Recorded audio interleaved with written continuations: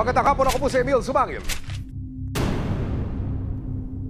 Isang dalagita walang awang pinagsamantalahan umano ng isang dayong caretaker sa Batangas. Nagsimula raw ang suspect sa pagmamanman sa biktima hanggang sa isang araw nahulog sa patibong ng suspect ang dalagita at nangyari ang pangahalay raw sa kanya.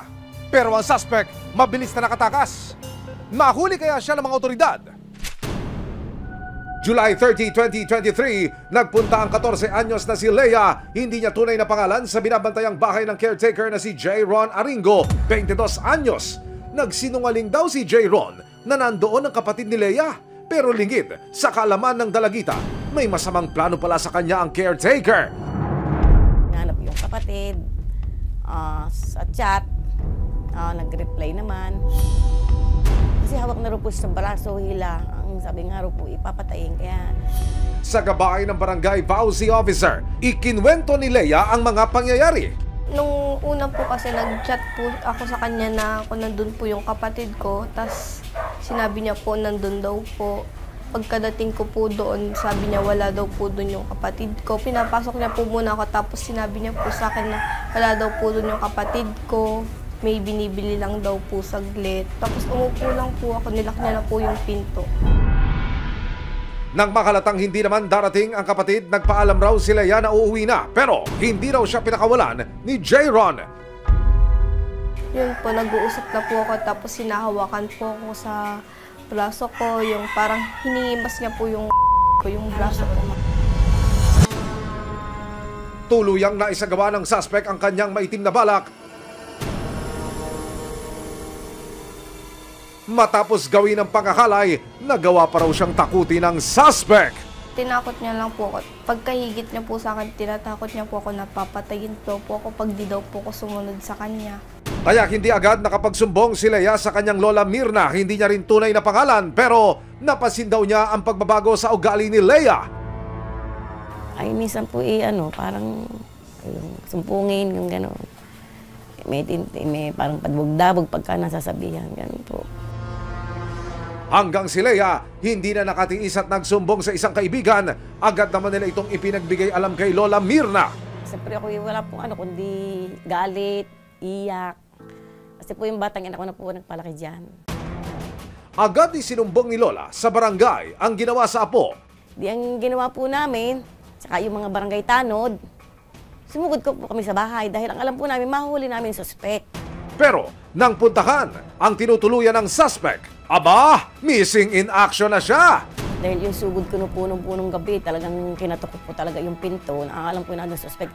Halos pinalibutan po namin, pati tanod. Kasi dalawa po pinto, baka makatakbo. Yung pala naman po wala na doon. Wala nang inaksayang oras si Lola Mirna at agad siyang nagsampa ng kaso laban kay J. Ron. Ayon sa lumabas na resulta ng medical legal ni Leia, positibong ginahasa ang biktima at nito lang October 12, 2023, inilabas ang warrant of arrest laban kay J. Ron Aringo. Agad pinlano ang pagtugi sa caretaker. Isang dalagita pinagsamantalahan umano ng isang binatang dayo sa Batangas. Ayon sa lumabas na resulta ng medical legal ni Leia, positibong ginahasa ang biktima. Ito rin ang ginamit na resibo upang maisampa ang kasong rape laban kay J. Ron Aringo. Tinakot niya lang po ako. Pagkahigit niya po sa akin, tinatakot niya po ako na papatayin po ako pag di daw po ako sumunod sa kanya. Yan po, 4 years old pa lang iniwan ng ina.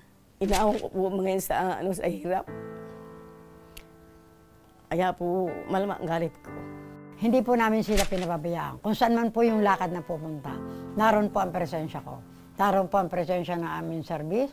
At nito lang October 12, 2023, ibinaba na ang warrant of arrest laban kay J. Ron. Dito na umaksyon ng PNP, Criminal Investigation and Detection Group, Detection and Special Operations Unit o CIDG-DSOU. Ayon sa CIDG-DSOU, top 2 city level most wanted ang suspect na si J. Ron. Colonel, papaano ho nakarating sa inyo yung warrant of arrest? Saan ho nag-ugat itong police operation na ito, sir? Isang confidential informant na lumapit sa ating opisina. Binigay niya lahat yung mga detalye. Binirify natin sa ating e-warrant system yung pangalan. Doon lumabas na may existing na warrant of arrest yung ating accused. Ayon sa nakalap nilang tip mula sa isang asset, Nagtatago raw si JR sa isang apartment sa Quiapo. Wow, kuya! Magdasal ka na! Banda dito sa may kaliwa. Pag may nakita tayong bakery, dyan na yan. Dahil gagalugarin niya ng mga otoridad. Paano nyo natuntun itong suspect mula po sa Batangas City? Paano nyo siya sinurveillance at paano nyo nadiskubre na narito po siya sa lungsod ng Maynila? Bali, ito ay mga 2 linggo lang namin minalmanan dahil bago pa yung warrant of arrest. Nahirapan ba ang tropa? Hindi naman dahil siyempre may confidential informant tayo. So may nagpipid ng information.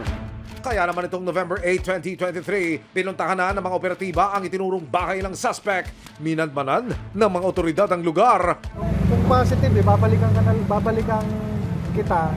Hindi, wala yan. Hindi, wala. Ilang saglit pa, biglang lumabas ang suspect na caretaker. Huli ka, kuya! KDG Kamprani lang. Ha? Alam mo naman siguro na. Apo. Alam mo ba ang pag-iingat sa mga ganitong pwede ka rin magkaroon ng kaso, pwede ka rin makulong? Habang nagpapaliwanag ang operatiba, si J. Ron biglang may isiniwalat. Aware naman po ako. Sa akin naayos naman po. Nakipag-ayos na rin po. Ngayon nakipag-ano na rin naman po sa akin. Ngayon okay naman po. Paliwanag naman ang kinakasama sa bahay ng suspect. Wala raw siyang alam sa kaso ng binata. Hindi ko nga din ba Idiniretso sa PNP CIDG, DSOU si J. Ron. Nakapanayam ng resibo ang suspect. Ayon sa kanya, kaibigan daw niya ang kapatid ng biktimang si Lea, kaya niya ito nakilala. Kasi sila yung tumatambay sa bahay. Kumbaga nakitropa sila sa akin. Kung naghahakot kami, doon pa natulog nga po sila doon eh. Marami po sila doon, mga magkakabarkada po. Sa kasong ibinibintang sa kanya, ang masasabi lang niya. Wala po, no comment po ako doon. Itinanggi rin niyang pinagbantaan niya si Lea. Wala po akong pinagbabantaan tao. Wala po. Pero humingi siya ng tawad sa biktima. Kung ano po yung nagawa kong kasalanan, sorry po, yun lang naman po yun. Kung may nagawa man po sa akin ng kasalanan, humingi na lang po ang kapatawaran. Haharapin ko naman po kung ano yung sinabi. Ay naman po, di naman po ako nagtago eh. Sadyang nagtrabaho lang din po ako. Nakaharap sa kasong rape o paglabag sa Republic Act 8353 o Anti-Rape Law ang binatang si J. Ron. No bail ang kasong ito at pwede siyang makulong ng mahigit 20 taon kung siya'y mapatunayang nagkasala. Sakali pong mapatunayang may sala, sakaling mapatunayang guilty, ano po ang karampatang parusa para sa suspect? Nako, mabigat po yung parusa niyan. Papasok po sa reclusion perpetua. Ano ibig sabihin nun? Makukulong yan ng more than 20 years and 1 day.